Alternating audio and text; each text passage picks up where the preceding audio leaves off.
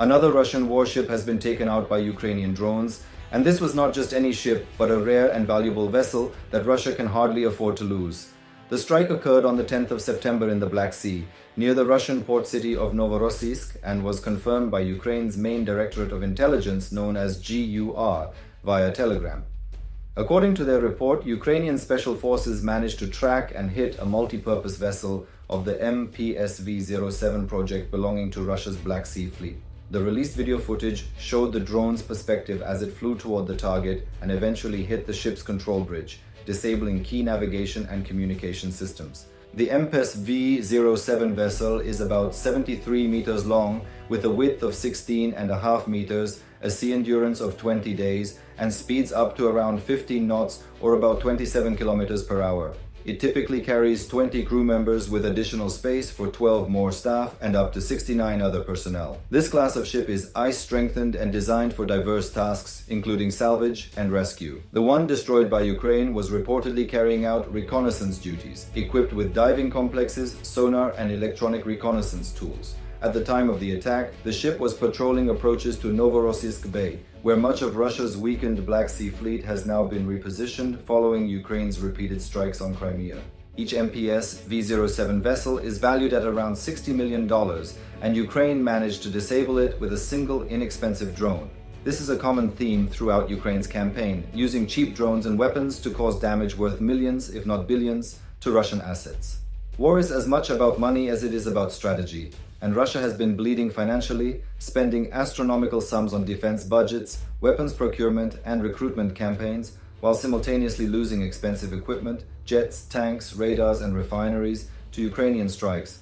Russia's economy is suffering badly, its national wealth fund shrinking, its banks struggling, and ordinary citizens facing high prices and interest rates. Even within the Kremlin, Putin has resorted to purges, seizing assets from generals, ministers, and oligarchs to cover ballooning costs. This attack was particularly significant not just because of the cost, but also because Russia possesses only about 5 of these vessels, with one more in production.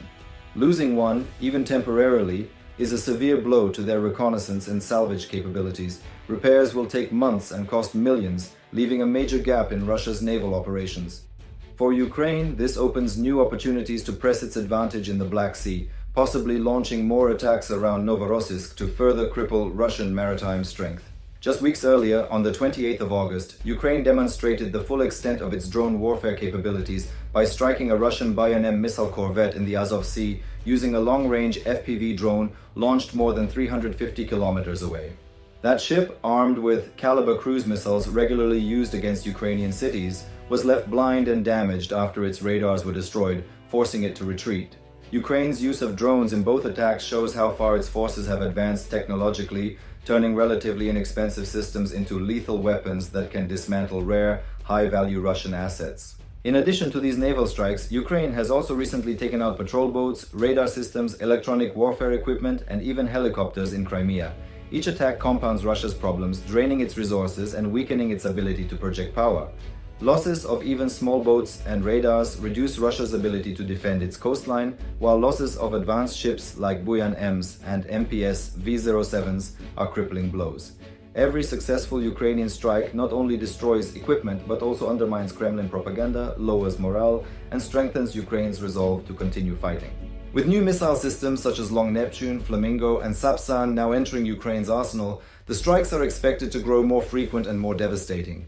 Each one saves Ukrainian lives by destroying weapons Russia would otherwise use against its cities. Together, these operations are reshaping the balance of power in the Black Sea and beyond, proving that Russia's naval dominance is no longer assured and that Ukraine has the means to hit back decisively.